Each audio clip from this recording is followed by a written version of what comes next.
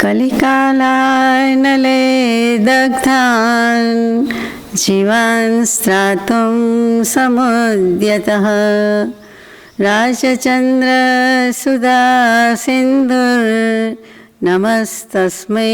स्मराम्यहम्। समस्तवस्तुमानाय तमोघ्ने मितविद्विषे श्रीमते वर्धमानाय नमो नमितविद्विषे। अज्ञानतिमिरन्धानां ज्ञानाञ्जनशलाकया चक्षुरुन्मीलितं येन तस्मै श्री गुरवे नमः। सत्श्रुतने नमस्कार, असीम उपकारी आत्माने नमस्कार, तारक त्रिपुटीने नमस्कार, महाविત્રો, मुरब्बियो, मुमुक्षुने नमस्कार, प्रत्येक शुद्धात्मा द्रव्यने नमस्कार।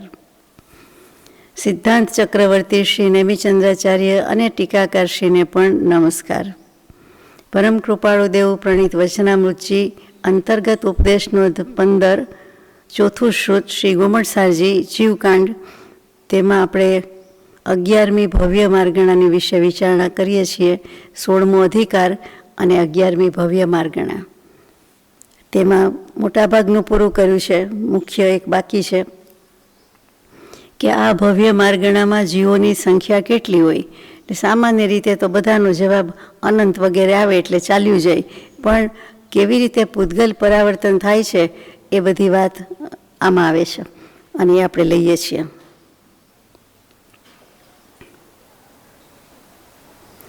ભવરાશિ ઘણી વધારે છે અને અભવ્ય રાશિ ઘણી થોડી છે। ભવ્ય રાશિ ઘણા જીવ છે, અભવ્ય રાશિ ઓછા છે। બંનેનો જવાબ અનંતમાં આવે તેમ છતાં ભવ્ય ઘણા વધારે છે અને અભવ્ય ઓછા છે। એટલે આપણે મેજોરિટીમાં બહુમતીમાં હોઈએ એમ માનીને સત્પુરુષાર્થ કર્યો જવાનો છે। એક અવસ્થામાંથી બીજી અવસ્થામાં જવું તેને સંસાર પરિવર્તન એટલે પરાવર્તન એટલે કે જે કહીએ તે પરિભ્રમણ વગેરે વગેરે કહીએ છીએ તે બધા એક જ શબ્દ છે। પરાવર્તન, પરિવર્તન, પરિભ્રમણ અને સંસાર એટલું કહીએ તેમાં આ જ વસ્તુ છે। હવે સૂક્ષ્મ અને બાદર એ રીતે પણ ભેદ પડે છે અને દ્રવ્ય ક્ષેત્ર, કાળ, ભાવ અને ભવ એમ 5 પ્રકારે ભેદ પડે છે। એ 5 પ્રકારે કેવી રીતે છે તે આપણે નિરાંતે લઈએ છીએ। તો કે ગૃહિત પૂતગલ ગ્રહણ કરે, અગૃહિત પૂતગલ ગ્રહણ કરે અને કાં તો મિશ્ર પૂતગલ ગ્રહણ કરે। તો કેવી રીતે કરે છે? તો ગૃહિત પૂતગલ શું કહેવાય, અગ્રહિત શું કહેવાય અને મિશ્ર શું કહેવાય? તો થોડીક વાત થઈ હતી, વધારે ત્યાંથી શરૂ કરીએ છીએ, ત્યાંથી આપણે ગઈકાલે પૂરું કર્યું હતું। તો ગૃહિત વર્ગણા એટલે ગૃહિત પૂતગલ એટલે શું? તો કે ગૃહિત એટલે ગ્રહણ કરેલા, ભૂતકાળ થઈ ગયો તે। તો કે અત્યાર સુધીના અનંતકાળમાં જ્યારથી ગણતા હોય અનાદિકાળમાં ત્યારથી તો કે કેટલાય બધા અનંત પૂતગલ પરમાણુ એણે ગ્રહણ કરી લીધેલા છે। એટલે અનંતા એ ખાઈ ગયો છે, ભોગવી લીધા છે, એઠા કર્યા છે, એ થઈ ગયેલું છે, વીતી ગયેલી વાત છે। એટલે વિતક કથા છે, ભૂતકાળ થઈ ગયો છે। તો એનું શું? તો કે એમાંથી કેટલાક અનંતમાંથી કેટલાક, એટલે આપણે તો અનંત જ જવાબ આવે। તો એ પૂતગલ પરમાણુ ભૂતકાળના ગ્રહણ કરે છે અને વર્તમાન કાળના જે છે એ પણ ગ્રહણ કરે છે। જો પહેલાં એકલા ભૂતકાળના ગ્રહણ કરે તો એ ગૃહિત પરમાણુનું ગ્રહણ કહેવાય। પછી વર્તમાનમાં જે અગૃહિત કે આજ સુધી નથી લીધેલા, નવા જ છે, ફ્રેશ છે, તો કે એ જે લીધા એ અગૃહિત પૂતગલનું ગ્રહણ કર્યું કહેવાય। અને બંને જેમાં મિક્સ હોય, આખી થાળીમાં બધી વસ્તુ મિક્સ કરેલી હોય તો એક વસ્તુ લઈએ જે આપણે ગઈકાલે વાપરી હોય, ભૂતકાળમાં વાપરી હોય એવી કોઈક હોય, બીજું બધું આજનું બનાવેલું હોય, અને બીજું કે અમુક મિક્સ હોય કે એક વસ્તુ ગઈકાલની પણ કહેવાય ને આજની પણ કહેવાય, વર્તમાન પણ કહેવાય એવું, અથવા તો એક સમય પહેલાંનું છે એટલે જરાક વાર પહેલાંનું છે। ટૂંકમાં બધું એવું ભૂતકાળ, વર્તમાનકાળ અને મિશ્ર એટલે બંને બધું લઈ લીધેલું છે। એટલે એ ત્રણે ત્રણ આવી જાય છે, તે આમાં વાત આવી કે ત્રણેયનું ગ્રહણ કરવામાં આવે છે। વ્યાખ્યામાં એમ આવે કે પહેલાં ગ્રહણ કરેલા પરમાણુ જે સમય પ્રબદ્ધ સ્કંદમાં બધું બંધાતું હોય છે, ગ્રહણ થતું હોય છે, તેને કહેવામાં આવે છે। પૂર્વ में ग्रहण किए हुए परमाणु जिस समय प्रबद्ध रूप स्कंदों में हो उसको ग्रहित कहते हैं। હવે પહેલાં ગ્રહણ નથી કર્યા સમય પ્રબંધમાં તે અગ્રહિત છે, અને તે બંને જેમાં આવતા હોય એ મિશ્ર છે. એટલે સમજાઈ જાય કે બધું છે. તો આ લોકમાં તો અગ્રહિત પરમાણુ પણ અનંત છે. અને કેટલા છે? તો કે સંપૂર્ણ જીવરાશિના સમય પ્રબંધનો પ્રમાણના ગુણાકારથી જે લબ્ધ આવે તે ભૂતકાળના જે કાંઈ બધા છે તે સમય પ્રમાણની સાથે ગુણાકાર કરવામાં આવે, અને એ જે લબ્ધ આવે તે અનંત ગુણનું પરિણામ છે. હવે દ્રવ્ય પરિવર્તનની આ વાત છે. દ્રવ્યથી, ક્ષેત્રથી, કાળથી, ભાવથી, ભવથી. તો એમાં આપણે દ્રવ્યથી લઈએ છીએ. એમાં બે પ્રકારે કહ્યું હતું કે એક નો કર્મ દ્રવ્ય પરાવર્તન અને એક કર્મ દ્રવ્ય પરાવર્તન. એટલે ફરક આટલો જ છે, એક કર્મથી ને એક નો કર્મથી. નો કર્મ એટલે શરીર, ઇન્દ્રિય વગેરે. કર્મ બાંધીએ છીએ એટલે ગ્રહણ થાય છે, એનો અવતાર લેવાનો, જન્મ લેવાનું, ભોગવવાનું શેમાં? તો કે જે શરીર ઇન્દ્રિય થાય તે. એટલે નો કર્મ એટલે કર્મનું પરિણામ ભોગવવાનું છે તે. તો હવે નો કર્મ દ્રવ્ય પરિવર્તન કેવી રીતે થાય? કોઈ એક જીવે ઔદારિક આદિ 3 શરીરમાંથી કોઈ પણ એક શરીર સંબંધી 6 પર્યાપ્તિ પરિણામમાં યોગ્ય જે કંઈ હોય પૂતગલ એ કોઈ એક સમયમાં કેવી રીતે બાંધ્યા? તો કે સ્નિગ્ધ અને વૃક્ષરૂપ વર્ણ હોય અને એના તીવ્ર અથવા મંદ અથવા તો મધ્યમ એવા પરિણામ હોય, ભાવ હોય, ત્યારે જે કંઈ જે જીવના હોય તે યથાસંભવ એટલે જે જ્યારે યોગ્ય લાગે તે એને ગ્રહણ કર્યા. સાદી ભાષામાં આ શિષ્ટ રીતે મૂક્યું. આપણે કહીએ કે કોઈ જન્મ્યો એટલું કહી દીધું. આમાં શું આવ્યું કે કોઈ એક જીવે કોઈ એક શરીર ધારણ કર્યું, એટલે ગમે તે હોય એમાંથી 6 પર્યાપ્તિ જે બાંધે છે તે પરિણામમાં ને યોગ્ય પૂતગલ ગ્રહણ કરવા પડે છે. એટલે પહેલા સમયમાં જ્યારે ગ્રહણ કર્યા ત્યારે સ્નિગ્ધ અને વૃક્ષ પ્રમાણે વર્ણ, ગંધ, રસ, સ્પર્શ બંધાય છે તેવી રીતે બંધાય છે. તો કે સ્નિગ્ધ પરમાણુ અને વૃક્ષ પરમાણુનું જ કેમ મહાત્મ્ય? તો કે એ બંને ઓપોઝિટ છે, એટલે પોઝિટિવ નેગેટિવ છે, એટલે કે પરસ્પર વિરોધી છે. એટલે એ બંને ધર્મો એકસાથે અને એનો જ બંધ થાય. ન જઘન્ય ગુણાનામ એમ તત્વાર્થ સૂત્રમાં વચન આવે કે જઘન્ય ગુણ હોય કે અંશ હોય તેના આવી રીતે બંધ થતા નથી. એટલે કે વૃક્ષ અને સ્નિગ્ધ. સ્નિગ્ધ એટલે ચીકણું, ઘી તેલવાળું, અને વૃક્ષ એટલે કોરું. તો લોટ બંધાય છે તો આવી જ કોઈક રીતે બંધાય છે. એવી રીતે કર્મ બંધાય છે તો સ્નિગ્ધ અને વૃક્ષ, આપણી ભાષામાં લુખું ને કોરું ને ભીનું ને કહીએ એવી રીતે પોઝિટિવ નેગેટિવ. તો કે એ બે હોય તો બાંધવા યોગ્ય થાય. ઘઉંથી ઘઉં બંધાય, ઘીથી ઘી બંધાય ના. લોટથી તેલ, ઘી, ગમે તે મોણ પાણીથી બંધાય. યસ, ચાલો આટલું સમજાઈ ગયું. હવે આ એક સમયમાં આટલું કર્યું, તેની બીજે સમયે તરત નિર્જરા થઈ જાય છે, એટલે ખરી જાય છે, જરી જાય છે, એટલે પાછું ગ્રહણ કરે છે, પાછું જાય છે. એમ વારંવાર મિશ્રનું ગ્રહણ કર્યા કરે છે. જુઓ, ગૃહિત પૂતગલ, અગૃહિત પૂતગલ અને મિશ્ર પૂતગલ. એટલે 3માંથી પાછું મિશ્રનું ગ્રહણ કર્યું, એટલે પછી પાછું એને છોડ્યું, પછી પાછું ગ્રહણ કરે, પછી પાછું છોડે, એમ અનંતવાર કરે છે. તો જે પૂતગલનું ગ્રહણ કર્યું તે પૂતગલો તેવા વર્ણગંધ આદિથી જીવ જે નોકર્મ ભાવને પ્રાપ્ત થાય. નોકર્મ ભાવ એટલે એ પ્રમાણે જે શરીર લીધું હોય તેટલો સમુદાય, કાળની વાત છે, તેટલો સમુદાય કાળનો સમુદાય એટલે સમયની ગણતરી છે. કેટલા બધા લાખો કરોડો વર્ષને કેટલા સમય થાય? તો કે એ બધા નો કર્મ દ્રવ્ય પરિવર્તન કહેવાય. એક લીધું, બીજું લીધું, ત્રીજું લીધું, એમ પાછું લીધા જ કરે. પાછું મૂળ ઉપર આવે ત્યારે એમ કહેવાય કે હા, હવે આ બીજું શરૂ થયું.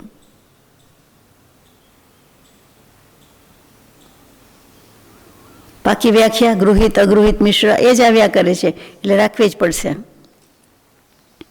પછી પૂછવાનું મન થાય કે અગૃહિત પરમાણુ કેટલા છે?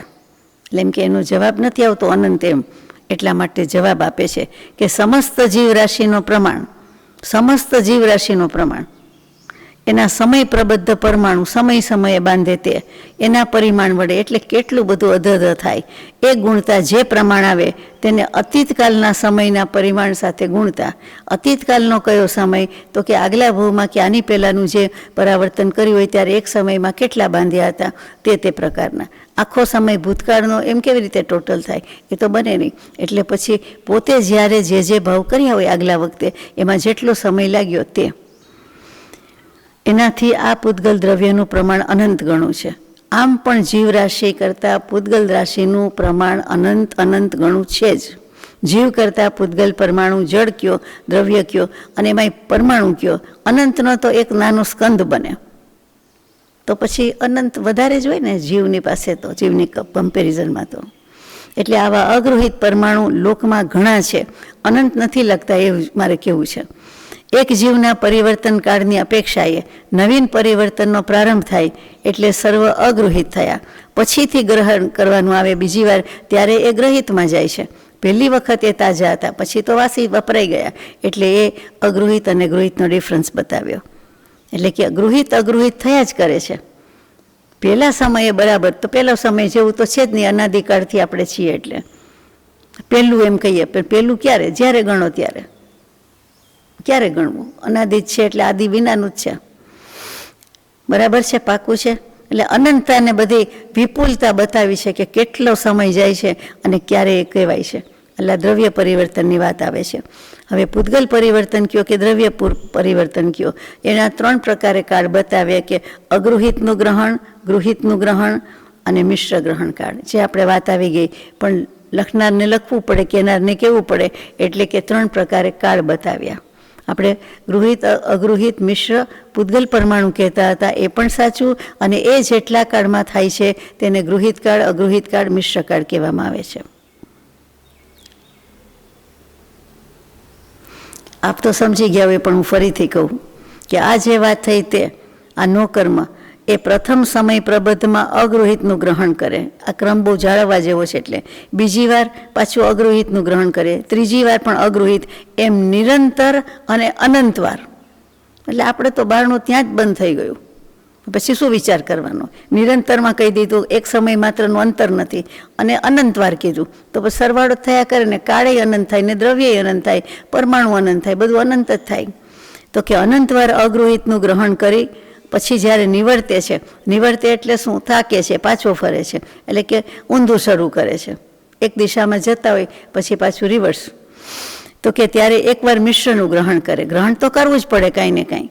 અને ત્યાર પછી નિરંતર અનંતવાર મિશ્રનું ગ્રહણ કર્યા પછી ગૃહિતનું ગ્રહણ કરે. એટલે અગૃહિત, મિશ્ર, ગૃહિત એમ ક્રમ થયો. આવી રીતે તે જ અનુક્રમથી આ પ્રમાણે કરવામાં આવે છે.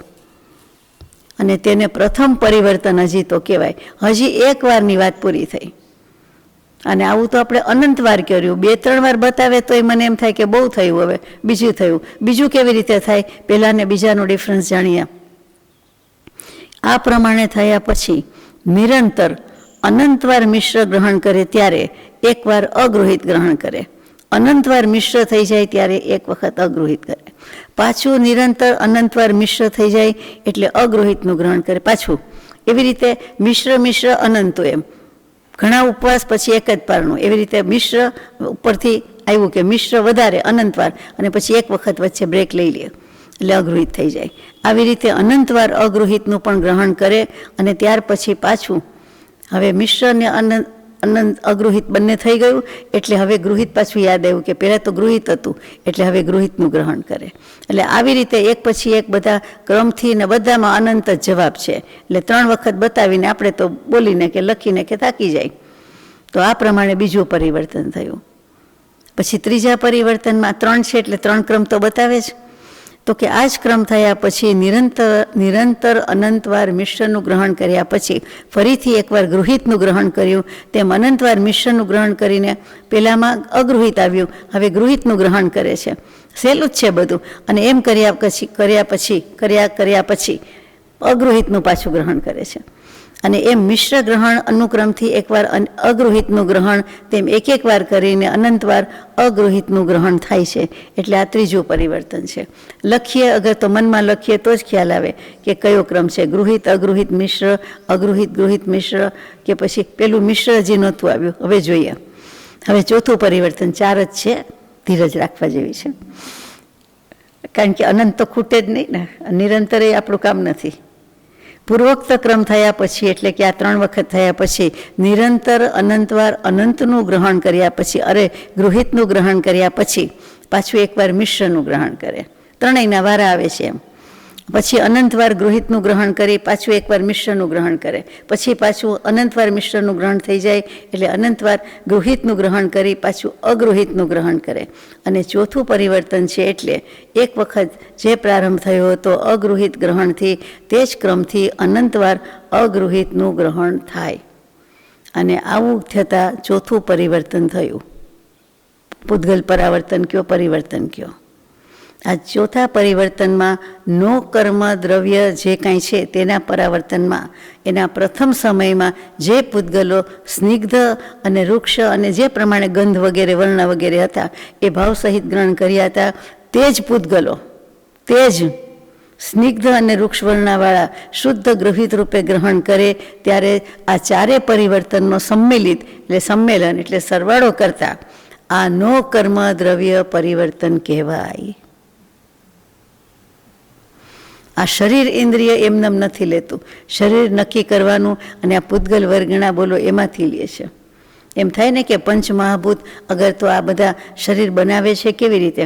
આત્મા બનાવે, ચાલો નથી દેખાતો એની શક્તિ બરાબર, પછી ઇન્દ્રિયો બનાવે, પણ શેમાંથી બનાવે? મટીરિયલ શું? એમાં કંઈ માના ઉદરમાં રહેલી જે કંઈ સૂચિને અસૂચિને બધું છે એ નથી. એમાંથી કેવી રીતે બને? લોહીને પરુમાંથી ને આંગળીનો ખાંચો ને દાંતનો ખાંચો ને એવું ન બને એમાંથી. તો જે કંઈ કર્મ વર્ગણા પડેલી છે અનંતી એમાંથી જ ગ્રહણ કરે છે ને. બધું ખરું છે, સમજવા જેવું છે. નો કર્મ પૂતગલ પરાવર્તન રિપીટેશન થાય એ તો સમજ્યા, પણ મૂળમાં જ કેવી રીતે થાય છે? કારણ કે જુદું પણ હોય, આમાં જુદું નથી, આમાં આ એક જ રીત છે. હવે નો કર્મ પૂતગલ પરાવર્તન પૂરું થયું, પણ પછી આપણે જે કર્મ પૂતગલ પરાવર્તન તો બાકી રહ્યું. આ તો નો કર્મ આવ્યું કે જે ભાવ કર્યા હતા એટલે શરીર લેવાનું હતું તે, એમાંથી જઈએ હવે કર્મ પૂતગલ પરિવર્તન. કોઈ એક જીવે એક સમયમાં 8 પ્રકારના કર્મરૂપી પૂતગલનું ગ્રહણ કર્યું, આયુષ્ય પણ લઈ લીધું. તે એક સમયાધિક આવલી પ્રમાણે અબાધાકાળ વ્યતીત થતા, ફરીથી હવે સમયની માપ આવ્યું કે એક સમયથી અધિક, કેટલું? કોનાથી? આવલીથી. એક તો આવલીમાં જ અસંખ્યાત સમય. હવે અસંખ્યાતમાં એક સમયનું શું મારે કહેવું, પણ લખ્યું છે એટલે બરાબર છે કે એક સમય પ્રમાણે અબાધાકાળ વ્યતીત થતા. હજી બાધા પમાડવાનું નથી, આપણે ગ્રહણ કરી લીધું. અને તે બીજા જ સમયમાં દ્વિતીય આદિ એટલે બીજા ત્રીજા વગેરે સમયમાં એ તરત નિર્જરા સંબંધી થઈ જાય છે. તો કે એ જે અહીંયા કહ્યું હતું, આગળ કહ્યું હતું નો કર્મમાં, એવું આમાં નથી થતું કે થાય છે? આમાં તો થાય, આમાં થાય, કારણ કે બીજો કયો ક્રમ લઈ આવે? પણ ત્યાં નો કર્મ સંબંધી પૂતગલ હતા અને અહીંયા કર્મ સંબંધી પૂતગલ ગણવા. ફરક એટલો. પરિવર્તન તો ખરું, પણ પેલા નો કર્મ એટલે શરીર ઇન્દ્રિય જ આવ્યું, અને કર્મ અહીંયા કર્મ એટલે 8 પ્રકાર, એની 148 પ્રકૃતિથી માંડીને બધું જ આવ્યું. આગળ જઈએ. જે પૂતગલ પ્રથમ સમયમાં ગ્રહણ કર્યા હતા તે જ પૂતગલ તે જ ભાવ સાથે ચોથા પરિવર્તનના અનંતર સમયમાં ગ્રહણ થાય ત્યારે સંપૂર્ણ સંમિલિત કર્મ પરિવર્તન જાણવું. જાણો એમ લખ્યું છે. સંપૂર્ણ સંમિલિત એટલે કે નો કર્મ અને શરીર, અને પછી આ જે લીધું હોય તે કર્મ બધે સાથે જ જાય છે, સાથે જ હોય છે, એટલે કર્મ એ બંનેને ભેગું કરી દેવાનું. એટલે સંમિલિત કર્મ પરિવર્તન જાણવું. દ્રવ્ય પરિવર્તનનું જ બીજું નામ પૂતગલ પરાવર્તન પણ કહેવાય છે.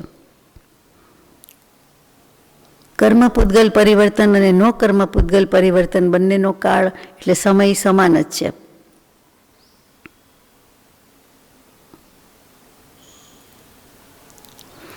બીજી એક ખાસિયત આમાં એમ છે કે જે અનુક્રમ છે તેમાં વચ્ચે કોઈ અન્ય રૂપનું ગ્રહણ થઈ જાય તો તેને અનુક્રમમાં ગણવામાં આવતો નથી. એટલે પાછું ત્યાંથી ફિટુસ કે ને પાછું નવેસરથી શરૂ કરવાનું. જે સમયે અન્યના અનુક્રમમાં અન્યનું ગ્રહણ થાય પણ તેનો કાળ પરિમાણ ગણી લેવામાં આવે છે. પછી બાજી ફિટુસ કરે તો ચાલે નહીં નવેસરથી, એટલા માટે પછી કહે છે કે એનો સમય ગણી લે છે. પરમાણુ પૂતગલ ભલે જુદા હોય, સમયનો ફરક પડી ગયો, પણ એનો જે કાળ લાગ્યો કે એમાં કેટલો સમય થયો, કેટલા વર્ષ થયા, કેટલો વખત ગયો, એ ગણી લેવામાં આવે છે, એટલે ચાલે. આ પ્રમાણે ક્ષેત્ર આદિ પરિવર્તનમાં પણ આ પ્રમાણે થાય છે, એટલે કે હોય છે. પછી દાખલો આપ્યો છે એટલે વધારે સમજાય કે ક્ષેત્ર પરાવર્તનમાં કોઈ જીવે જઘન્ય અવગાહનાવાળું શરૂ કરીને પરિવર્તન શરૂ કર્યું, પેલો ભાવ ગણીને. જઘન્ય એટલે તંદુલ મત્સ્ય તો યાદ આવે, પણ એના કરતાંય નાનામાં નાનું જે હોય તે, તો કે એવી અવગાહનાથી શરૂ કર્યું. પછી કેટલોક કાળ અનુક્રમ રહિત અવગાહના પ્રાપ્ત કરી, પછી ધીમે ધીમે વધતી જાય એવું નહીં, પણ ક્રમ વિના નાનું મોટું થયું. તો પણ જે અનુક્રમ રહિત હોય એ વખતે જે કાળ હતો, જેટલો સમય હતો, કે આ પલ્યનું આયુષ્ય હતું, સાગરોપમનું હતું, કે પછી થોડાક વર્ષનું હતું, એ ગણી લેવાનો, સમય ગણી લેવાનો. આ પ્રમાણે દરેકમાં સમજીને દ્રવ્ય પરિવર્તનમાં કાળનું પરિમાણ આ ગણવાનું છે. કેવી રીતે? તો કે અગૃહિત ગ્રહણનો કાળ અનંત છે. હવે પાછા પરમાણુ પૂતગલ આવ્યા, અગૃહિત, ગૃહિત ને મિશ્ર. તો કે કાળ કેવી રીતે ગણવું? તો કે એનો કાળ તો અનંત છે, તેમ છતાં બધા અનંતમાં સૌથી સ્તોક છે. સ્તોક એટલે અહીં સમજવા જેવું છે, ઓછા, થોડા, ઢગલો નહીં, થોક બંધ કહીએ તે નહીં, પણ સ્તોક. સ્તોક એટલે અલ્પ, ઓછા કે નાના, એ અર્થ થાય છે. એટલે સર્વથી ઓછા છે, બધા અનંતામાં એ ઓછા છે. જે પૂતગલથી દ્રવ્ય, ક્ષેત્ર, કાળ, ભાવનો સંસ્કાર સંબંધ કહેવાય એ નષ્ટ છે, તે પૂતગલ બહુવાર ગ્રહણમાં આવતા નથી. તેથી આ વિવક્ષિત એટલે ઈચ્છિત પૂતગલ પરાવર્તનમાં ગૃહિત પૂતગલનું જ બહુવાર ગ્રહણ સંભવે છે. એટલે સૌથી વધારે ગૃહિત પૂતગલોનો વારો વધારે આવે એમ કહેવાનું છે. એટલે કે ગૃહિત એટલે એકવાર ભૂતકાળમાં ભોગવી લીધા છે એની એ વસ્તુ આવે છે.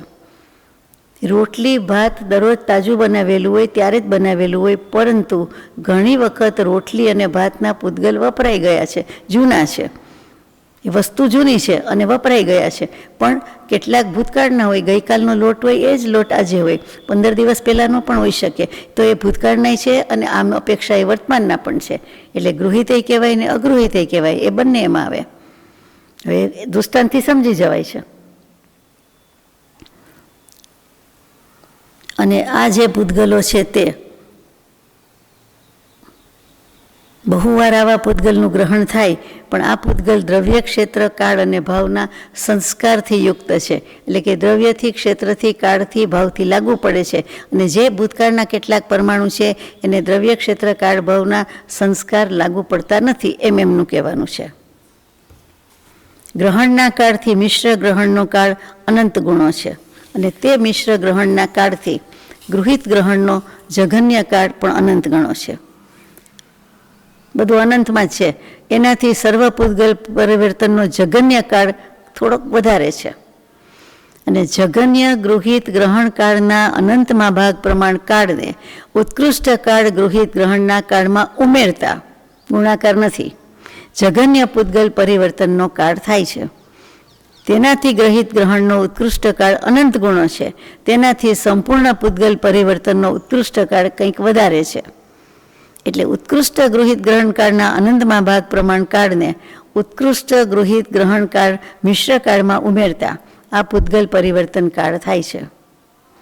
ફરીથી અગૃહિત ગ્રહણ કાળ અને મિશ્ર ગ્રહણ કાળમાં જઘન્ય કે ઉત્કૃષ્ટપણું નથી, અગૃહિતમાં નથી અને મિશ્રમાંય નથી.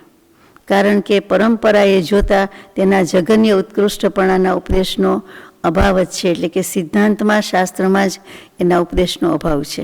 એટલે કે એનું અસ્તિત્વ નથી, એમ ગણ્યું નથી.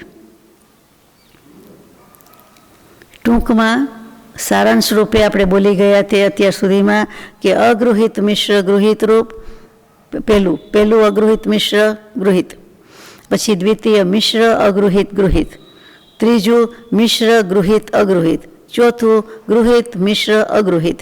એમ પરિવર્તન થતાં આ દ્રવ્ય પરિવર્તન થાય છે. હવે દ્રવ્ય પરાવર્તનની વાત પછી ક્ષેત્ર પરાવર્તનની વાત આવે છે.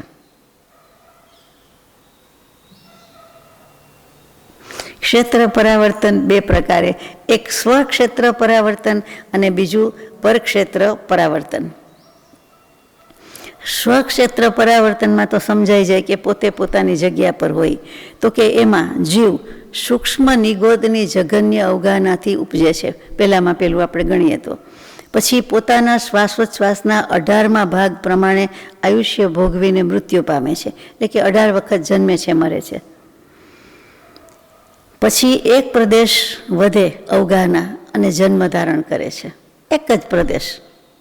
ને પ્રદેશનો આપને ખબર છે કે આ સ્પેસ કે આકાશમાં એક પરમાણુ બીજી જગ્યાએ ગતિ કરે કેટલું હોય, જલ્દી કે નાનું કે મોટું. તો કે એમાં જેટલી જગ્યા રોકે જેટલી ગતિ કરે એમાં કાળની વાત આવે ત્યારે સમય બરાબર કહેવાય, અને જે જગ્યા રોકે પ્રદેશ એટલો જ એક કહેવાય. તો કે એક પ્રદેશ અધિક. હવે અસંખ્યાત પ્રદેશમાં ક્યાં પ્રદેશ ગણે? તો કે એક પ્રદેશ વૃદ્ધિના ક્રમથી અનુક્રમથી મહામત્સ્યની ઉત્કૃષ્ટ અવગાહના સુધી એનું દૃષ્ટાંત મૂક્યું છે અહીંયા. સંખ્યાત ઘનાંગુલ પ્રમાણ અવગાહનાના ભેદ જે આવી ગયા છે તેને જીવ પ્રાપ્ત થાય. એટલે કે એક જઘન્યથી શરૂ કરેલો સૂક્ષ્મ નિગોદનો જીવ છેક મહામત્સ્યની જે મોટામાં મોટી ઘનાંગુલ અવગાહના કહેતા હતા ત્યાં સુધી જાય. આ સર્વ જીવ સર્વ ભેદોને અનુક્રમથી એ જેટલા કાળમાં ધારે તે સર્વ સમુદાયરૂપ સ્વક્ષેત્ર પરિવર્તન છે. એટલે કે અનુક્રમ સિવાય નાની મોટી અવગાહના ધારણ કરતો નથી, એટલે માત્ર તેનો કાળ જ ગણવામાં આવે છે. પછી પરક્ષેત્ર કેવી રીતે એટલે આ સમજાઈ જશે. તો કે જગન્ય અવગાહના રૂપ શરીરનો ધારક એટલે કે નિગોદ, સૂક્ષ્મ નિગોદિયા લબ્ધિ અપર્યાપ્તક જીવ કે જેની શરૂઆત ત્યાંથી આપણે કરી હોય તે એ લોકાકાશની મધ્યના 8 રૂચક પ્રદેશ. રૂચક પ્રદેશ ત્યાં બોલાતું નથી, મધ્ય પ્રદેશ બોલાય છે સમજવા માટે, અને યાદ આવી ગયું. તો કે લોકાકાશના મધ્યના 8 પ્રદેશ એ ક્યાં રહેલા છે? તો આપણે વાત થઈ છે કે મેરુ પર્વત છે એ ત્રણેય લોકને માપે છે, વચ્ચોવચ્ચ છે, અને એ મેરુ પર્વતની પાછી વચ્ચોવચ્ચ, વચમાં, સેન્ટરમાં, મધ્યમાં, અને એમાં નીચે વૈડૂર્ય કંઈક નામ આવે છે, વૈડૂર્ય મણીવાળું કે વૈડૂર્ય શબ્દ છે, એટલે એક જાતનું જેમસ્ટોન જ, એનાથી બનેલો જે કાંઈ ભાગ છે તે, એટલે કે તેની નીચે કે તેની ઉપર. તો કે ત્યાં એટલે કે સુમેરુ પર્વત કે મેરુ પર્વતની નીચે આ 8 લોકાકાશના પ્રદેશ રહેલા છે મધ્ય. તેમાંથી સમજવા જેવું છે. શરીરની અવગાહનાના મધ્યવર્તી 8 પ્રદેશોથી પોતાના શરીરને જે બનાવવાનું છે એના શરીરના અવગાહનાના 8 પ્રદેશો, શું એની જગન્ય અવગાહના, શું એનો એક એક પ્રદેશ 8 ગણવાના, અને એનાથી આ રૂચક પ્રદેશો પાસેથી એટલે કે જે મેરુ પર્વતના 8 મૂળિયા છે જ્યાંથી દિશા અને ખૂણા બહાર પડે છે તે, તો કે એ મધ્ય પ્રદેશમાંથી તે એના અને એની આજુબાજુ રહેલા હોય તે નિકટવર્તી લખ્યું છે, તે અન્ય પ્રદેશોને રોકીને એ ઉત્પન્ન થયો. ક્યાં ઉત્પન્ન થયો? ક્ષેત્રમાં. તો કે પહેલું ત્યાં આપણું મૂળિયું મેરુ પર્વતની નીચે જ થયું ને, એમ નિગોદમાં હતા ત્યારે, ભલે ને એમ તો એમ પણ ગણાય તો એ જ ને. મૂળ નિગોદ ના તો આપણે ક્ષેત્ર અપેક્ષા એ જ કહેવું પડે ને, મેરુ પર્વતની નીચેના 8 પ્રદેશોમાંથી. શ્વાસના 18મા ભાગ જેટલા ક્ષુદ્ર ભવ જેટલો સમય જીવીને તે જીવ મૃત્યુ પામે, ફરીથી તે જ જીવ તેટલી જ અવગાહનાને ધારીને તે જ ક્ષેત્રમાં બીજી વાર ઉપજ્યો, એક પ્રદેશ મૂકીને. આ પ્રમાણે ઘનાંગુલના અસંખ્યાતમાં ભાગ પ્રમાણ જગન્ય અવગાહનાના જેટલા પ્રદેશ છે તેટલી વાર, એની ગણતરી તો છે જ, તે ત્યાં ને ત્યાં જ તે પ્રમાણે ઉપજે છે. પછી તેનાથી નિકટવર્તી એક આકાશ પ્રદેશને રોકીને ઉપજે, પછી એક પ્રદેશ રોકે, એમ સર્વ લોકાકાશના પ્રદેશને પોતાનું જન્મ ક્ષેત્ર ફરે તેમ એક એક ક્ષેત્ર ઉપર પરાવર્તન કરે છે, થાય છે. એટલે અણુ જેટલી જગ્યા બાકી નથી, એ આ જ કેવું છે. વચ્ચે ક્યાંય બીજે જન્મે તે ગણવાનું નથી, પણ તેનો સમય ગણવાનો છે. વચ્ચે ક્યાંક બીજે જન્મી આવ્યો તો એ સમય લેવાનો, એટલા વર્ષ કે જે થયું, એટલે જેટલું બહાર ગયું તે દેવું થયું, મીટર ચડી ગયું, એ ગણવાનું, એટલે ગણતરીમાં સહેલું પડે. ટૂંકમાં ક્ષેત્ર સંસારમાં પરિભ્રમણ કરતા જીવથી પોતાને શરીરની અવગાહના વડે સ્પર્શ ન કર્યો હોય તેવું આ જગત શ્રેણીના, એટલે 14 રાજલોકમાંથી 7 રાજલોક આવ્યું. શ્રેણી કહીએ એટલે આખું જગત, તો કે ઘન પ્રમાણ એટલે બધું આવી ગયું, આખી દુનિયા, નહીતર વળી 7 રાજ્યો થાય.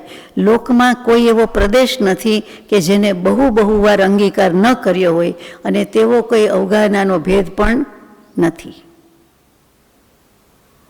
એવી કોઈ અવગાહના નથી, એવું કોઈ છે જ નહીં, એવી જગ્યા જ નથી કે એણે માપ્યું ન હોય કે એમાં એ વ્યાપીને ન રહ્યો હોય.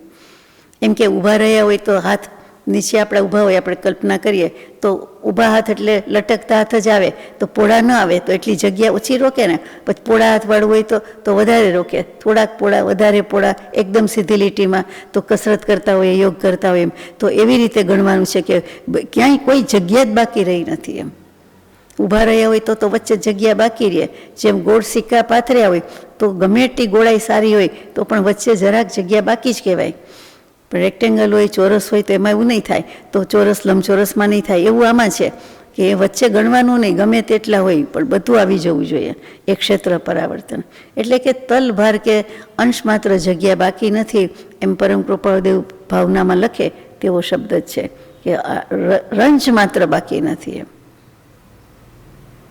આ કેવા નિયમ છે, એમ તલ માત્ર જગ્યાએ બાકી નહીં. એટલે હવે દ્રવ્ય અને ક્ષેત્ર પરાવર્તન પછી કાળ પરાવર્તન ત્રીજું. કોઈ એક જીવ ઉત્સર્પિણી કાળના પ્રથમ સમયમાં ઉપજ્યો, પોતાનું આયુષ્ય પૂર્ણ કરીને મૃત્યુ પામ્યો. પછી ઉત્સર્પિણીના, હજી ઉત્સર્પિણી કાળ જ છે, એના બીજા સમયમાં જન્મ્યો, આયુષ્ય પૂર્યું, ત્રીજા સમયમાં, એવી રીતે કાળના સમય ગણ્યા છે. એ બધામાં એમ કરતાં કરતાં 10 કરોડાકરોડ સાગરોપમનો એક ઉત્સર્પિણી કાળ કહેવાય. એટલે એટલા વર્ષ સુધી રજળપાટ કરી એક પછી એક 10 કરોડાકરોડ, અને અનુક્રમ જ છે, એ યાદ રાખવાનું છે. અનુક્રમે જ એ ગૃહિત, અગૃહિત અને મિશ્ર એ પૂતગલ ગ્રહણ કર્યા જ કર્યા છે. ત્યાર પછી તે જ અનુક્રમથી અવસર્પિણી કાળના જેટલા સમય છે એ પણ 10 કરોડાકરોડી સાગરોપમનો કાળ છે, એ પ્રમાણે પૂર્ણ કરે છે. અને જેમ જન્મની અપેક્ષાએ અનુક્રમ છે, તેમજ મૃત્યુની અપેક્ષાએ પણ તેવો જ જાણવો, એ સાથે લઈ લીધું છે. પ્રથમ સમયમાં મૃત્યુ પામ્યો, બીજા સમયમાં મૃત્યુ પામ્યો, એવી રીતે કલ્પકાળના સમયને પૂરા કરવાના છે. આ તો ગજબ છે, એટલે ડબલ જ થઈ જાય આમ જુઓ તો. આ સંમિલિતપણે એ પાછો બંનેનો સરવાળો કરો, તે એક કાળ પરિવર્તન કહેવાય. દ્રવ્ય, ક્ષેત્ર અને કાળ. હવે ભાવ આવે છે, ભાવ છેલ્લું રાખ્યું છે. આપ બધા કહેતા હોય ને કે ભાવ ઉપર જ છે ને, ભાવ ઉપર જ છે ને, પણ ભગવાન કે ભાવ ઉપર છે, પણ પેલા બધુંય છે, દ્રવ્ય, ક્ષેત્ર, કાળ છે, ભાવ છે તો ભાવ છે, એટલે એ 4 પણ લેવા જ પડે, છેલ્લું ભાવ. હવે ભાવ પરિવર્તન ચોથું. કોઈ જીવ નરકમાં 10,000 વર્ષના આયુષ્ય સહિત ઉત્પન્ન થયો, મિનિમમ 10,000 છે, એટલે પછી મૃત્યુ પામીને સંસારમાં પરિભ્રમણ કર્યું. એટલે કેવી ગતિ થાય? નરક મરીને ક્યાં જાય? નારક ન થાય, દેવ ન થાય, એટલે મનુષ્ય અને તિર્યંશ ગતિમાં ઘણું બધું પરિભ્રમણ કર્યું. ને ત્યાર પછી જ્યાં ઉત્પન્ન થયો ત્યાં પાછા 10,000 વર્ષના જેટલા સમય થાય તેટલી વાર જગન્ય આયુને ધારીને ઉપજે.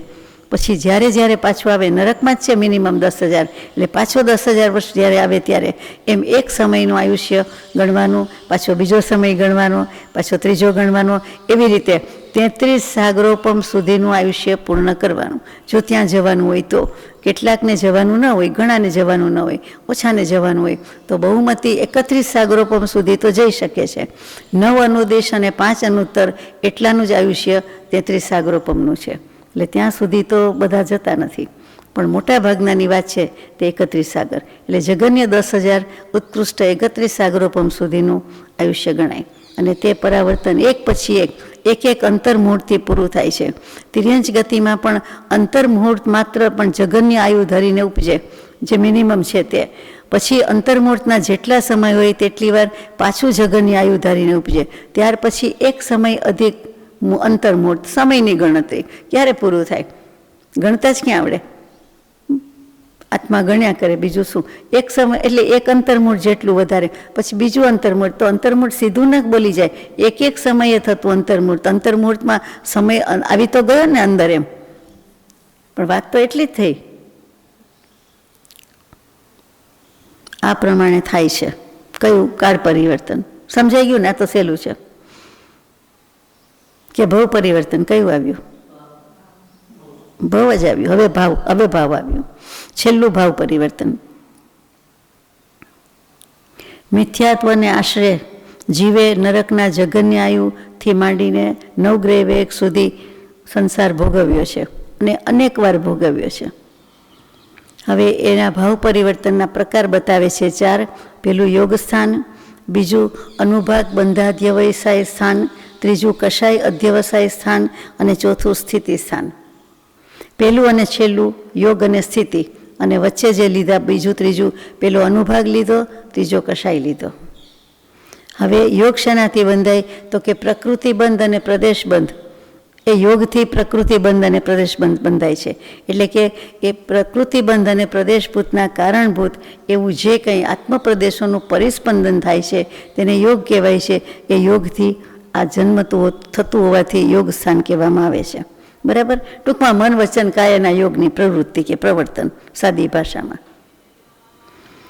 પછી કષાયયુક્ત પરિણામોથી કર્મોના અનુભાગનો બંધ થાય છે કે તીવ્રતા, ઘનતા, મંદતા કેટલી છે, રસ કેટલો છે, અનુભાગ એટલે એના પ્રમાણે એમાં કષાય જોઈએ જ. એટલે કે શુભાશુભ ભાવ કર્યા હોય, કષાયમાં બંને ભાવ આવી જાય, તો એવા ભાવ જે કર્યા એનો અનુભાગ જેટલી તીવ્રતા, જેટલી મંદતા એ પ્રમાણે જે બંધ થાય છે તેને કષાય બંધ અધ્યવસાય સ્થાન કહેવામાં આવે છે. વચનામૃતજીમાં આ 2-3 શબ્દો આવી ગયા છે. હવે કષાયુક્ત પરિણામથી જે કંઈ સ્થિતિ બંધ થાય છે, ક્યાં સુધી કર્મ રહેશે તેને સ્થિતિ સ્થાન કહેવામાં આવે છે. સ્થિતિ બંધ અધ્યવસાય સ્થાન કહેવામાં આવે છે. ત્રીજું, ચોથું સ્થિતિ સ્થાન હવે આવશે કે બધ્યમાન કર્મોની સ્થિતિમાં જઘન્ય સ્થાન હોય તેને સ્થિતિ સ્થાન કહેવામાં આવે છે. એટલે જે કર્મ બધ્યમાન ચાલી રહ્યા હોય એટલે વિહરમાન, ચાલતા પ્રોસેસ ચાલુ છે, તો જે કર્મ સમયે બંધાય છે તે એની સ્થિતિમાં એટલે વર્તમાનમાં, અને એના જઘન્ય સ્થાન જે હોય તેને સ્થિતિ સ્થાન કહેવાય છે. એ જઘન્ય ભેગા થઈને ઉત્કૃષ્ટ થાય ને, એટલે જઘન્યમાંથી જ થાય ને, એટલા માટે સ્થિતિ સ્થાન. પહેલું યોગ સ્થાન, બીજું કષાય અધ્યવસાય અનુભાગ બંધ અધ્યવસાય સ્થાન, ત્રીજું કષાય અધ્યવસાય સ્થાન, ચોથું સ્થિતિ સ્થાન. આ 4 પ્રકારે ભાવ થાય છે. આપણને એમ થાય ને ભાવ એટલે શું, તો પહેલો તો અધ્યવસાય જ છે, પછી ભાવ અને પછી પરિણામ. ભાવને પરિણામમાં ડિફરન્સ બહુ ઓછો છે, પછી લેશ્યા ને યોગ ને બધું છે. એક એક કર્મની સ્થિતિ ભેદના બંધના કારણ સ્વયોગ્ય અસંખ્યાત લોક પ્રમાણ સ્થિતિ બંધ અધ્યવસાય સ્થાન હોય છે. ફરીથી એક એક સ્થિતિ ભેદમાં બંધને કારણ સ્વયોગ્ય એટલે એને યોગ્ય બંધાવા યોગ્ય તો બધી પ્રકૃતિ છે, તો અસંખ્યાત લોક પ્રમાણ સ્થિતિ બંધ અધ્યવસાય સ્થાન હોય છે. એક એક સ્થિતિ બંધ અધ્યવસાય સ્થાનમાં યથાયોગ્ય અસંખ્યાત લોક પ્રમાણ અનુભાગ બંધ અધ્યવસાય સ્થાન હોય છે. એક એક અનુભાગ બંધ અધ્યવસાય સ્થાનમાં જગત શ્રેણીના અસંખ્યાતમાં ભાગમાં યોગ સ્થાન હોય છે. છેલ્લે જગત શ્રેણી આખો લોક આવી ગયો એમ, અને એનો અસંખ્યાતમો ભાગ અને તેટલા યોગ સ્થાન હોય છે. એટલે સૌથી વધારે કયા થયા? યોગ સ્થાન થયા. મન વચન કાયા થઈ. હવે શું કરશું? હવે ભાવમાં લગભગ પૂરું થયું એવું લાગે. છેલ્લું છે કે કેવી રીતે થાય. માનો કે જ્ઞાનાવરણ્ય કર્મ બંધાવાનું છે કે બાંધીએ છીએ. આમ તો સમયે 7 અને 8 બાંધીએ છીએ, પણ એક જ્ઞાનાવરણીય એક જુદું લઈએ તો કે જ્ઞાનાવરણીય કર્મ બાંધતી વખતે કોઈ એક સંજ્ઞે પંચેન્દ્રિય મિથ્યા દૃષ્ટિથી માંડીને બધા જ, તો કે પોતાને યોગ્ય એટલે મિથ્યાત્વનું એ રીતે, સમ્યક દૃષ્ટિનું એ રીતે, પછી મિથ્યાત્વથી નીચે ગાઢ મિથ્યાત્વ હોય તો એનું એ રીતે, કોઈ પણ જીવ, પણ અહીંયા સંજ્ઞી પંચેન્દ્રિય અને પર્યાપ્ત મિથ્યા દૃષ્ટિ જીવ એટલે એટલું જ લીધેલું છે, બીજા બધા જીવની વાત નથી. મિથ્યા દૃષ્ટિ અને સમ્યક દૃષ્ટિ બંને ખરા, એટલે એમાં સંજ્ઞી પંચેન્દ્રિય અને પર્યાપ્તપણું આવી ગયું. તો એવા જીવ સર્વ જગન્ય અંત કોટાકોટી સાગરની અંદર સ્થિતિ જ્ઞાનાવરણીય કર્મની બાંધે છે. અંત કોટાકોટી એટલે કેટલું? તો કે 1 કોટીથી વધારે અને ક્રોડાક્રોડીની નીચે. સમજાય જાય. કોટી એટલે કરોડ ગુણ્યા કરોડ, અને અંત એટલે એની અંદર, એટલે એનાથી ઓછું. જેમ અંતર્મુહૂર્ત છે કે મુહૂર્તની અંદર 1 મુહૂર્ત એટલે 2 ઘડી, તો કે મુહૂર્તની અંદર તે અંતર્મુહૂર્ત, એવી રીતે. તો એ આ જીવને એનાથી અલ્પ સ્થિતિ બંધ થતો નથી, તેથી આ જ એનું જઘન્ય સ્થિતિ સ્થાન કહેવાય છે. તે જઘન્ય સ્થિતિબંધ કરવાવાળા જીવને તે જઘન્ય સ્થિતિબંધને યોગ્ય અસંખ્યાત લોક પ્રમાણ કષાય અધ્યવસાય સ્થાન સ્થિતિબંધ અધ્યવસાય સ્થાન હોય છે. તે પરિણામની અપેક્ષાએ અનંત ભાગ આદિ 6 સ્થાનો યુક્ત છે, એટલે 6 ગુણ હાનિ વૃદ્ધિ આવી. તેમાં પણ જઘન્ય કષાય અધ્યવસાય સ્થાનને નિમિત્તભૂત અનુભાગ બંધ અધ્યવસાય સ્થાન અસંખ્યાત લોક પ્રમાણ હોય છે. એટલે કે જે સ્થિતિ બંધાઈ ગઈ પણ એવો રસ બંધાઈ ગયો, તો રસ ક્યારે બંધાય એવો? તો કે એવો અનંત ગણો બધો ભાવ કર્યો હોય, મંદ કે તીવ્ર, ત્યારે થાય ને, એટલે બધું અનંતમાં આવે. અને તે અસંખ્યાત લોક પ્રમાણ છે, અસંખ્યાતમાં આવે. પર પૂર્વોક્ત જીવને અંતઃ કોટાકોટી સાગર પ્રમાણ જઘન્ય સ્થિતિ સ્થાન થયું. હવે તે જ જગન્ય અનુભાગ બંધ અધ્યવસ્થાયી સ્થાન છે અને તેને યોગ્ય તે સ્થિતિ સ્થાન, કષાય અધ્યવસાયી સ્થાન, સ્થિતિબંધ અધ્યવસાયી સ્થાન અને અનુભાગ બંધ અધ્યવસાયી સ્થાન, આ ત્રણ તો જગન્ય જ રહે છે. પણ જગન્ય યોગ સ્થાનથી અસંખ્યાત ભાગ વૃદ્ધિ કરીને બીજું યોગ સ્થાન થાય છે. ત્યારે પણ સ્થિતિ સ્થાન વગેરે તો જગન્ય જ રહે છે, પણ પેલું એક એક સમય વધતું જાય છે, એક એક પ્રમાણ વધતું જાય છે. અને આ રીતે ભાગ કરતાં કરતાં અવિભાગ પ્રતિષેધ સુધી આવી ગયા તો તેની સરખામણી કરતાં, એટલે કે યોગ સ્થાન ત્રીજું થાય છે એમ અનુક્રમથી આ રીતે ગણતા હવે અવિભાગ પ્રતિષેધની વાત આવી કે પહેલું શું કહ્યું? અસંખ્યાત ભાગ વૃદ્ધિ, પછી સંખ્યાત ભાગ વૃદ્ધિ, સંખ્યાત ગુણ વૃદ્ધિ, અસંખ્યાત ગુણ વૃદ્ધિ. એમાંથી ચાર જ થાય છે, ચાર પ્રકારે વૃદ્ધિ થાય છે તે, એટલે કે ચતુસ્થાન પતિત હાનિ વૃદ્ધિ કહેવાય. ષટગુણ સ્થાન બોલવાથી ટેવાઈ ગયા છે. આ ષટગુણ 6 એ 6 થતા નથી, 4 સુધી જ થાય છે તે કેવું છે. અસંખ્યાત, સંખ્યાત, સંખ્યાત ગુણ અને અસંખ્યાત ગુણ.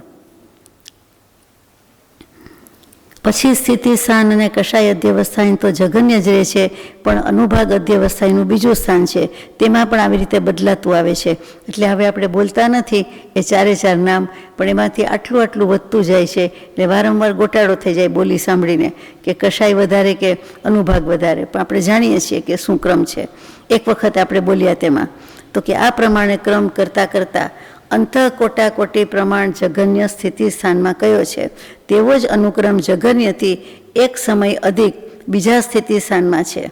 અને એમ કરતાં કરતાં આ પ્રમાણે જગન્યથી 2 સમય અધિક તૃતીય સ્થાનમાં અનુક્રમે થાય છે. હવે એક એક સમય વધતા જતા સ્થાનથી 30 કરોડાકરોડી સાગરોપરમ ઉત્કૃષ્ટ સ્થિતિ ત્યાં મારે લઈ જવા છે જલ્દી કે જ્ઞાનાવરણીય કર્મનો ઉત્કૃષ્ટ બંધ જે કરે, અબાધાકાર વચ્ચે આવે 3000 વર્ષનો, અને પછી ટોટલ કેટલું જ્ઞાનાવરણીય કર્મ તો કે 30 કરોડાકરોડ સાગરોપમ સુધી આપણી સાથે છે, ચાલે છે, એની સ્થિતિ છે.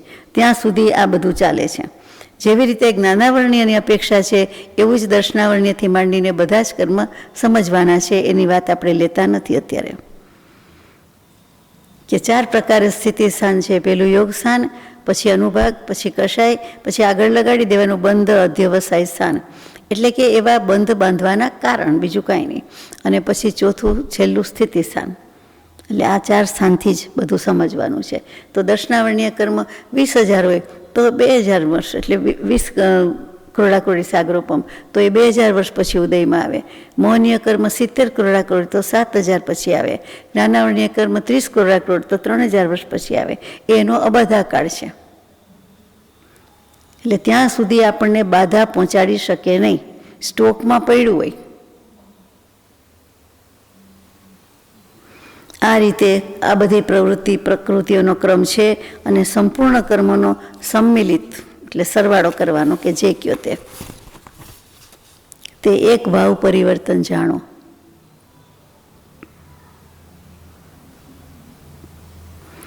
આ જગન્ય સ્થિતિમાં કષાય અધ્યવસ્થાયી સ્થાન વગેરેનું પલટવું થાય છે, અને તે યથાસંભવ પલટવું થાય છે તેમ જાણવું. છેલ્લું જે આવ્યું ને એટલે આમ ત્રીજું કષાય અધ્યવસાયી સ્થાન, એમાં શું છે કે 9 અનુત્તર અને જે 5 અનુત્તર અને 9 અનુદિશ એ જે 14 છે એમાં જન્મ્યા ન હોય એની વાત જેમ અપવાદમાં ગણી તેમ અહીંયા કયો અપવાદ આવે તો કે જે ચરમ શરીરી છે અને મોક્ષગામી છે, તદ્ભવ મોક્ષગામી એટલે ચરમ શરીર એને જ કહેવાય. તો કે એનું શું થાય? એના લેવાના હોય, એને આગળ પાછળનો કાંઈ રેફરન્સ નથી, બધા કર્મનો ક્ષય થઈ જાય છે, પૂરું થઈ જાય છે. તો કે એ જે કોઈ બધા સંયમી કયા એટલે 11મા 12મા વાળાને 13મા વાળાને સહયોગી અયોગી તો આવે જ. પછી સર્વ અવધિ અને પરમ અવધિ જ્ઞાનીને પણ એ ચરમ શરીર જ છે એમ સ્પષ્ટતા મૂકી છે. એટલે ત્યાં સમજાય છે કે સર્વ અવધિવાળા તો કેવલ જ્ઞાનને લે જ, પણ પરમ અવધિવાળા પણ કેવલ જ્ઞાનને લે જ, અને તો જ એ તદ્ભવ મોક્ષગામી થાય.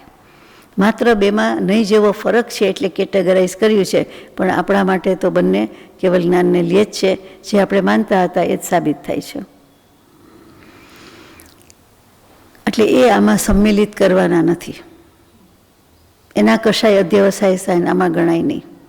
જુઓ, આ પણ ધ્યાન રાખ્યું છે કે મોક્ષે જાય તો પછી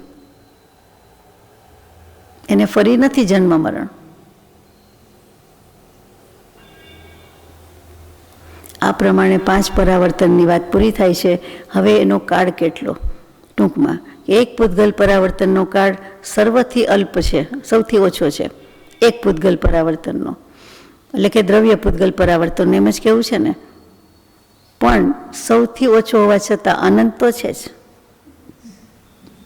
તેનાથી અનંત ગણો ક્ષેત્ર પરાવર્તન, તેનાથી અનંત ગણો કાળ પરાવર્તન, તેનાથી અનંત ગણો ભવ પરાવર્તન અને તેનાથી અનંત ગણો ભાવ પરાવર્તનનો કાળ છે.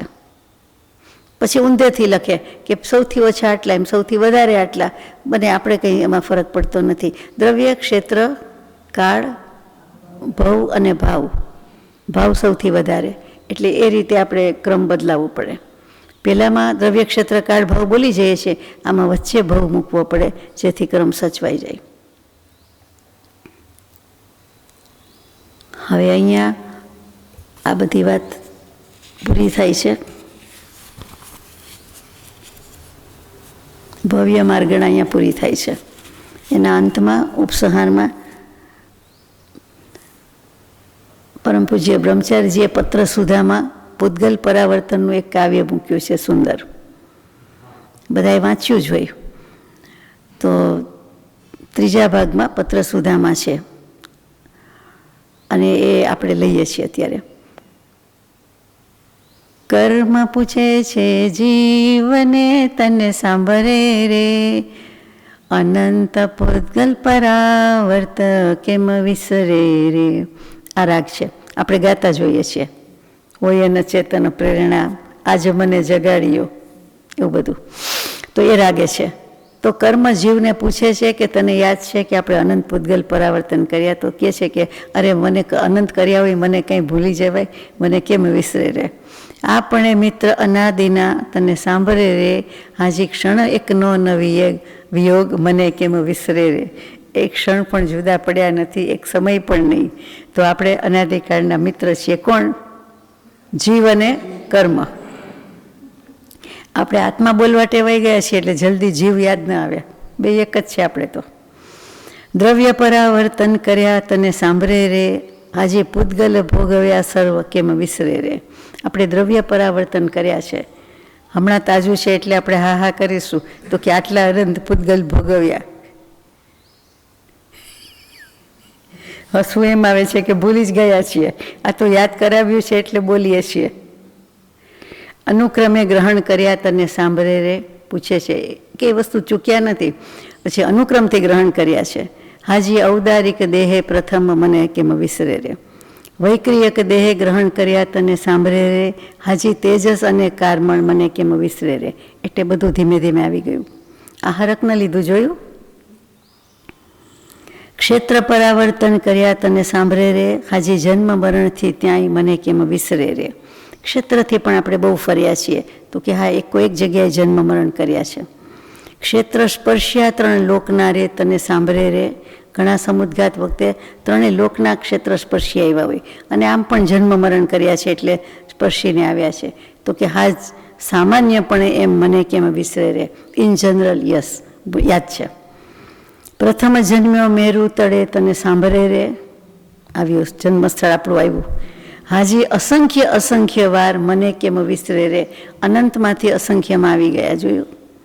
બીજે પ્રદેશે જન્મ થયો તને સાંભળે રે, હાજી ત્રીજે ચોથે મળ્યો જન્મ કેમ વિસરે રે. એટલે એક એક જગ્યાએ લીધો છે. કાળ પરાવર્તન કર્યા તને સાંભળે રે, હાજી જન્મ મરણથી એમ મને કેમ વિસરે રે. ઉત્સર્પિણી અવસર્પિણી વિશે તને સાંભળે રે, હાજી જન્મ મરણની ગાંઠ મને કેમ વિસરે રે. એ ગાંઠ તો છૂટી જ નથી, એટલે ભેગી જ છે, ગ્રંથિભેદ થયો નથી, તો પછી ચાલ્યા જ કરે છે જન્મ મરણ. તો ઉત્સર્પિણી અવસર્પિણી એટલે 20 કરોડ સાગરોપમ પણ પતી જાય છે એમ. પ્રથમ સમયે જન્મ્યો હતો તને સાંભળે રે, હાજી બીજે ત્રીજે ઘણે કાળે મને વિસરે કેમ વિસરે રે. પહેલા સમયથી માંડીને ઉત્સર્પિણી અવસર્પિણી બોલવામાં 20 કરોડ સાગરોપમ કેટલા સમય થાય, અધધ થાય. એક દિવસના 24 કલાકના કેટલા, અરે 1 મિનિટના કેટલા, અરે ગણાતું જ નથી. આપણે અસંખ્યાત જ કહીએ છીએ, ગણવામાં આવે જ ક્યાંથી. સમય ખપાવ્યા અનુક્રમે તને સાંભળે રે, હાજી ઉત્સર્પિણી અવસર્પિણીના મને કેમ વિસરે રે. બંનેના સમય ખપાવ્યા છે, બંનેમાં જન્મ્યા. મરણ કર્યા પણ તે રીતે તને સાંભળે રે, હાજી મૃત્યુ સમયના ભાવ મને કેમ વિસરે રે. મરણ પણ કર્યા છે, હું ભોગમાં પણ ભમ્યો, એકમાંથી બીજામાંથી ત્રીજામાં, એ કેમ ભૂલાય. પછી ભાવ પરાવર્તન થયા તને સાંભળે રે, હાજી મૃત્યુ સમયના ભાવ મને કેમ વિસરે રે. ભાવથી સમાધિ મરણ કર્યું નથી તો ભાવ પરાવર્તન આટલા બધા થયા છે. વળી હમણાં 4 સ્થાન કયા તે પ્રમાણે યોગ સ્થાન અને સ્થિતિ સ્થાન, વચ્ચે આવ્યું તે અનુભાગ અને કશાય, આ બધા બંધ અધ્યવસાય, આ 4થી કર્યા છે. અને આપણી ભાષામાં જાત ભાતના શુભાશુભ ભાવ તો કર્યા જ હોય, તો કે એ બધા પરાવર્તન કર્યા છે. કશાયની તરતમ્યતા તને સાંભળે રે, હાજે ઉત્કૃષ્ટ શુભથી અશુભ બંને સાંભળે રે. કશાય પણ કર્યા છે. તરતમ્યતા આવી, ઓછા થયા, મંદ થયા, મિથ્યાત્વ મોડું પડ્યું, મંદ થયું, જે રીતે થયું હોય તે.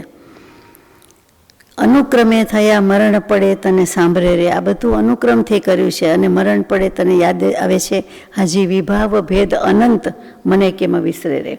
વિભાવમાં જ રહ્યા, પરભાવમાં જ રહ્યા, એટલા અનંત જ છે. અનંત કાળથી આ થળિયો ગુરુરાજજી રે, કર્મની સોબતે એમ મને કેમ વિસરે રે. હું અનંતકાળથી આથડ્યો હે ભગવાન, હે ગુરુ ભગવંત, આ કર્મની સોબત રાખીએ અને સાથે સાથે હું રખડ્યો છું.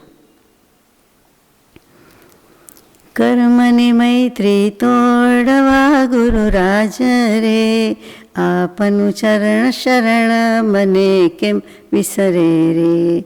સમાધિ મરણ કરશું હવે કૃપાળુ શ્રી, લઈશું ભવનો પાર મને કેમ વિસરે રે.